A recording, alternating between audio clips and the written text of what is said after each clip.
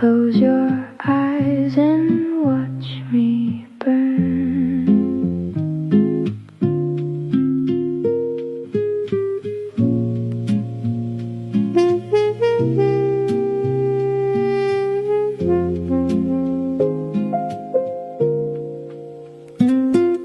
Hindi natin ginusto to, pareho yung alin. Kung magsama tayong dalawa, walang makapansin. Siya yung paborito kong antagonista pagdating. Paglubog na ng umaga, andun kami sa dilim. Di pwedeng may makakita, di pwedeng may tumingin. Walang iwang ebidensya, ang galing niyang humalik. Ang galing niyang sumabay sa agos, lalo pag alin. Tas wala silang kamali-malay, ikaw sa larin.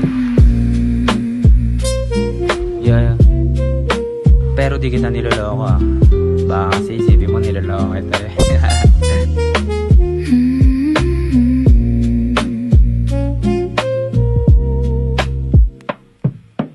Barado yung ilong niya sa'kin parang sinipon. Kesyo dami mo ng kwento, yung tingin sa'yo ganon. Nang mga barkada mong magsalita ay patapon. Paano lalabas ka daw ng gantong oras pa doon? Di mo sila pinakinggan, sa'kin ka lang tumugon. Di mo sila nun pinasin, basta-basta lang noon. Dami mo pang sinasabi, di ka na, huwag ka na doon. Basta ba ako nandito, labas na sila doon. Ikaw yung sumusuporta, ikaw yung tumatayo. Pag wala kang malapitan, si Y4K yung palo. Pagsama-samahin pa yung mga chika sa kalsada, bilang na lang yung oras, tas sila nagkandaraba. Eh paano pag tumama yung hinala ko na sana walang ibang kasama, tas yung plano gumagana. Handa na siyang sumama, tas diretso dun sa kama. Eh paano kung dumating na yung araw kung sakali may nobyo ka kunwari, tas ako yung mayayari. Wala siyang ebidensyang malabas kasi nagkita ng tanghali.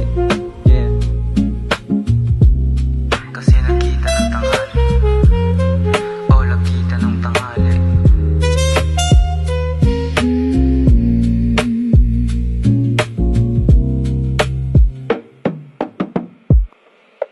Close your eyes and watch me burn. Pero nakakatawa lang pagdating ng tanghali. Dalawa kaming basag, dalawa kaming nagkukunwari. Dalawa kaming hindi nag-uunahan sa pagtatali. Dalawa kaming walang ebidensya na malabas kunyari.